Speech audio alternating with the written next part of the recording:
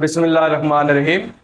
Dear students, आज जो topic हम डिस्कस करने जा रहे हैं फर्स्ट ईयर केमिस्ट्री का चैप्टर केमिकल काइनेटिक्स और उसका टॉपिक है potential energy diagram and reaction mechanism. देखिए स्टूडेंट, ये मोस्ट इंपॉर्टेंट टॉपिक है कि आपको पोटेंशियल एनर्जी डायग्राम गिवन होगी, केमिकल इक्वेशन गिवन होगी और उसका रेट और रेट इक्वेशन गिवन होगा और क्वेश्चन ये किया जाता है कि आप इसका मैकेनिज्म लिखें। तो इसके स्टूडेंट 4-5 स्टेप है, हम वन बाय वन डिस्कस करते हैं। देखें ये एग्जांपल है 7.8। ये हमारे पास इक्वेशन है 2 mole of nitrogen dioxide reacts with 1 mole of fluorine and 2 mole of NO2F are produce. Rate हमें गिवन है, जो रेट इक्वेशन है rate constant, concentration of NO2 और कंसंट्रेशन ऑफ फ्लोरीन। अब स्टूडेंट ये एक डायग्राम है, रिएक्शन पाथ यानी पहले रिएक्टेंट्स हैं फिर प्रोडक्ट्स हैं और वाई एक्सिस के ऊपर एनर्जी है और आपने इसका मैकेनिज्म लिखना है। स्टूडेंट मैकेनिज्म के लिए 5 स्टेप्स हैं जिनमें सबसे पहले नंबर पे है डिटर्मिनेशन ऑफ या determine number of elementary steps.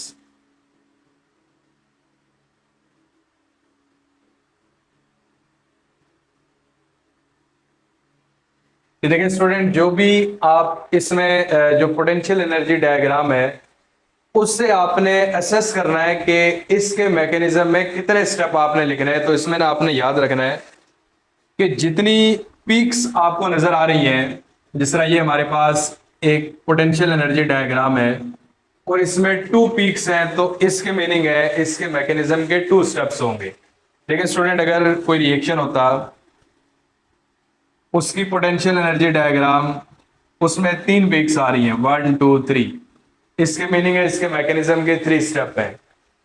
अगर किसी रिएक्शन के मैकेनिज्म में ये 4 पीक्स आ रही हैं तो इसके मीनिंग है कि इसके मैकेनिज्म के कितने स्टेप आपने लिखने हैं 4। तो स्टूडेंट हमें जो पोटेंशियल एनर्जी डायग्राम गिवन है उसमें 2 पीक्स है तो इसके मीनिंग है 2 स्टेप का मैकेनिज्म है। तो पहली बात जो आपने लिखनी है कि इस मैकेनिज्म के कितने स्टेप्स आप लिखेंगे, 2 स्टेप्स। अब student number of elementary steps के बाद दूसरे नंबर पे जो सेकंड पॉइंट है वो आपने डिटरमाइन करना है कि इनमें से कौन सा स्लो स्टेप है या कौन सा रेट डिटरमाइनिंग स्टेप है।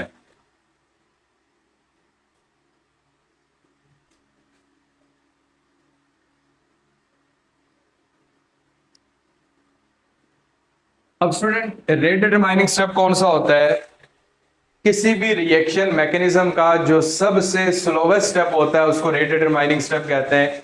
इससे पहले पूरा एक टॉपिक हमने इसके बारे में पढ़ा हुआ है कि रेट डिटरमाइनिंग स्टेप क्या चीज होती है।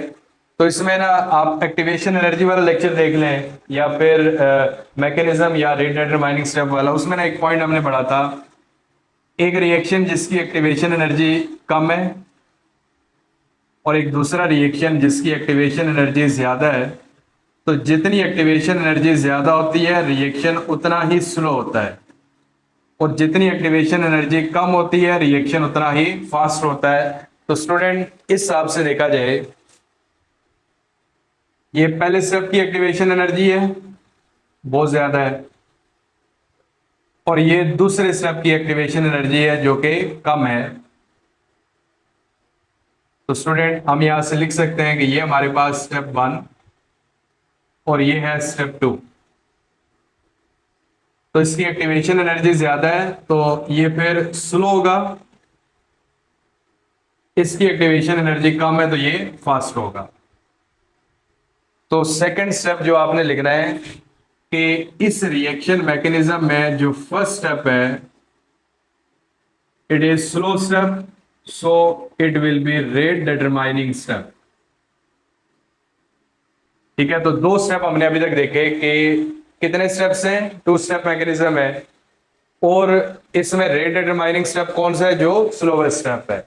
स्टूडेंट तीसरे नंबर पे जो पॉइंट हम यहां से देखेंगे, molecules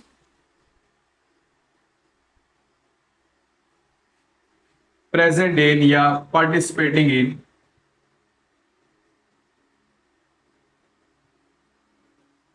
rate determining step.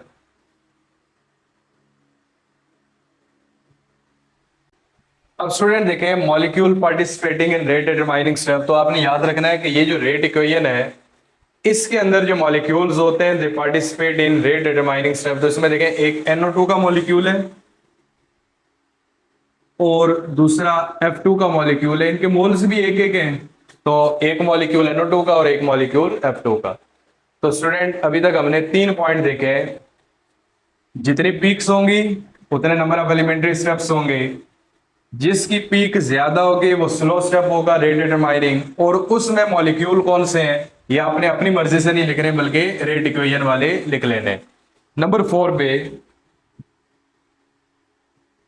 Propose mechanism.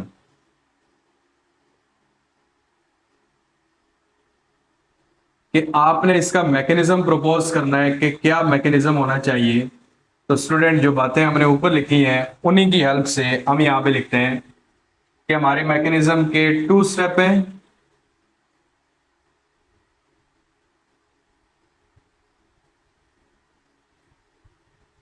जिनमें से फर्स्ट स्टेप स्लो है और सेकंड फास्ट है। स्टूडेंट ये हमने अपनी मर्जी से नहीं लिखा बल्कि ये जो इंफॉर्मेशन हमने पहले इकट्ठी की है वहां से देख के लिखा है। और स्लो स्टेप के अंदर जो मॉलिक्यूल्स हैं वो कौन से होने चाहिए, NO2 और F2। यानी ये वो इंफॉर्मेशन है जो आपने यहां से इकट्ठी की है और आपने इसको चेंज नहीं करना। अब देखिए स्टूडेंट हम मैकेनिज्म लिखने लगे हैं, तो मैकेनिज्म कैसे लिखते हैं आपने देखना है मेन इक्वेशन को। देखिए मेन इक्वेशन में NO2 और F प्रोड्यूस हो रहा है, तो आपने भी प्रोडक्ट यही बनाना है क्योंकि इनको ऐड करेंगे तो दोबारा से प्रोडक्ट आना चाहिए। देखिए NO2F एक फ्लोरीन का आइटम रह गया और ये इस जगह पे आ जाएगा। अब स्टूडेंट देखें ये फ्लोरीन जो है आपको मेन इक्वेशन में नजर नहीं आ रहा, NO2F है, इसके मीनिंग है रिएक्शन इंटरमीडिएट है, प्रोड्यूस हुआ साथ ही यूज हो जाएगा। और NO2 के 2 मॉलिक्यूल्स हैं और हम जब इसको ऐड करेंगे तो अभी तक एक ही मॉलिक्यूल है, तो उसमें एक मॉलिक्यूल हम NO2 का ले लेते हैं प्लस F फ्लोरीन का आइटम। अब ये आपस में रिएक्शन करेंगे तो फिर क्या बना लेंगे, NO2 एंड F। अब स्टूडेंट देखें कि आपने मैकेनिज्म प्रपोज कर लिया, अब हमने चेक करना है कि वेदर जो मैकेनिज्म हमने लिखा वो ठीक भी है कि नहीं है। तो देखें इसमें जो सिमिलर चीजें रिएक्टेंट प्रोडक्ट्स में वो कैंसिल हो जाएंगी, फ्लोरीन, इसके अलावा और कोई चीज कैंसिल नहीं हो रही।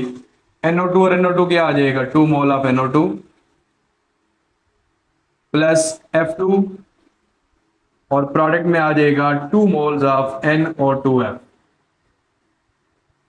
तो देखिए स्टूडेंट मैकेनिज्म चेक करने के भी 2 ही मेथड हैं। एक स्लो स्टेप के अंदर मॉलिक्यूल वही होने चाहिए जो कहां पे है, रेट इक्वेशन।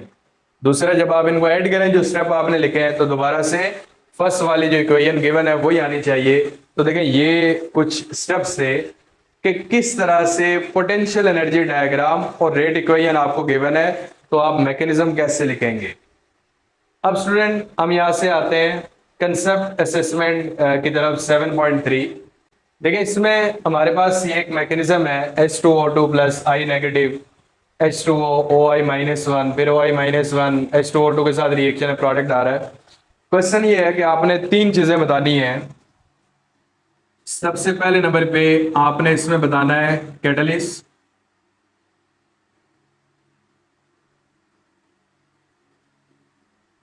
दूसरा आपने बताना है रिएक्शन इंटरमीडिएट, कि इसमें कौन सा सब्सटेंस रिएक्शन इंटरमीडिएट है, और तीसरा इसमें आपने बताना है रेट डिटरमाइनिंग स्टेप। अब देखिए स्टूडेंट कैटलिस्ट वो होता है कि जो start of the reaction use हो, एंड ऑफ द रिएक्शन फिर से प्रोड्यूस हो जाए। रिएक्शन इंटरमीडिएट वो होता है जो एक स्टेप में प्रोड्यूस हो रहा है दूसरे में साथ ही यूज हो रहा है। जिस तरह देखिए आयोडाइड आयन पहले स्टेप में यूज हो रहे हैं, एंड ऑफ द रिएक्शन फिर से क्या हो रहे हैं, प्रोड्यूस हो रहे हैं।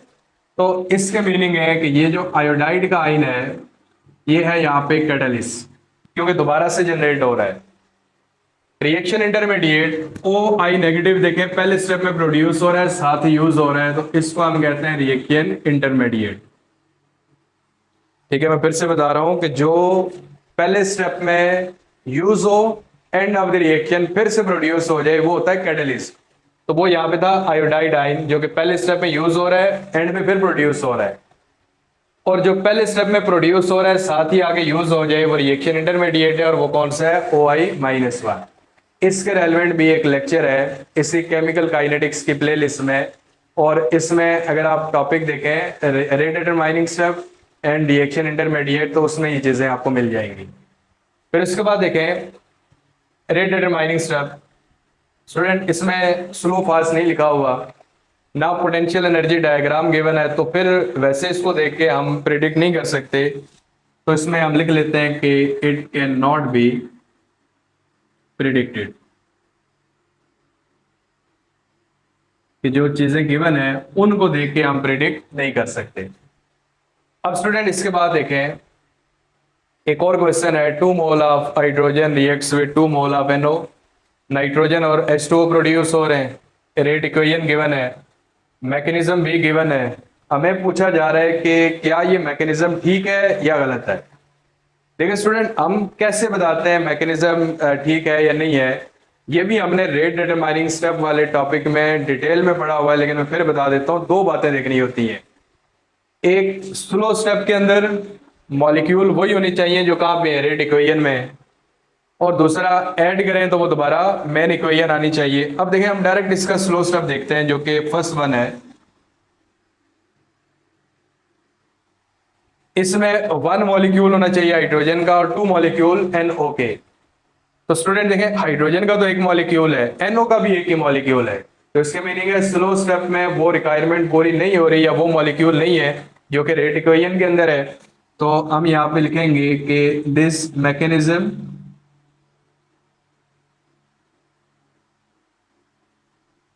is not consistent with rate equation। ठीक है, क्योंकि रेट इक्वेशन के अंदर जो स्लो स्टेप है उसके अंदर जो मॉलिक्यूल्स हैं they are not present in rate equation. H2NO तो है, लेकिन NO के 2 मोल होने चाहिए, यहाँ पे 1 मोल है। अच्छा स्टूडेंट, आगे कंसेप्ट असेसमेंट है 7.3 का पार्ट 4। 2 मोल N2O है, नाइट्रोजन और ऑक्सीजन में कन्वर्जन है। ठीक है, रेट इक्वेशन गिवन है, ये भी स्टेटमेंट में है कि 2 स्टेप का रिएक्शन है, रिएक्शन इंटरमीडिएट नेसेंट ऑक्सीजन है, और हमने इसका मैकेनिज्म लिखना है। तो स्टूडेंट देखें सबसे पहला स्टेप इसका स्लो है, उसमें ना N2O है जो रेट इक्वेशन है, ये हमने अपने पास से नहीं लिखा। स्लो स्टेप के अंदर हमेशा रेट इक्वेशन वाले मॉलिक्यूल्स होते हैं। अब प्रोडक्ट में नेसेंट ऑक्सीजन आपने लाजमी बनानी है, क्योंकि उसने बताया हुआ कि ये रिएक्शन इंटरमीडिएट है, तो जब ऑक्सीजन निकाल लें इसमें से तो बाकी क्या रह जाएगा, N2। अब देखें नेसेंट ऑक्सीजन रिएक्शन इंटरमीडिएट है, इसको दोबारा हमने यूज भी करना है। अब रिएक्टेंट दूसरा कौन सा होगा ये भी हमने अपने पास से नहीं लेना। देखें N2O के 2 मोल्स हैं, अभी तक हमारे पास कितने मोल्स हैं वन, तो इसके मीनिंग है एक सेकंड मोल ऐड करेंगे N2O का। जब ये आपस में रिएक्शन करेंगे N2 और दूसरा आ जाएगा O2। देखिए हमें कैसे पता चला, क्योंकि हमें प्रोडक्ट में ऑक्सीजन चाहिए, ऑक्सीजन आ गया, और दूसरा जब ऑक्सीजन और ऑक्सीजन O2 बना लेंगे तो फिर पीछे क्या रह जाएगा, N2। अब स्टूडेंट जो आपने मैकेनिज्म लिखा वो ठीक है या नहीं है, इसको चेक करने के लिए हम इनको ऐड कर देते हैं, ये कैंसिल हो जाएंगे। N2 और N2O 2 मोल आ जाएंगे N2O के, फिर आगे 2 मोल आएंगे N2 और 1 मोल आ जाएगा O2 का। तो स्टूडेंट देखें ये हमारे पास इस रिएक्शन का मैकेनिज्म आ गया। चेक कैसे करते हैं, 2 ही मेथड हैं, स्टेप को ऐड करें दोबारा से मेन इक्वेशन आ जाए जो कि सेम है, और स्लो स्टेप के अंदर रिएक्टेंट कौन से होने चाहिए, जो रेट इक्वेशन के अंदर है। तो स्टूडेंट इसका स्क्रीनशॉट ले लें आप।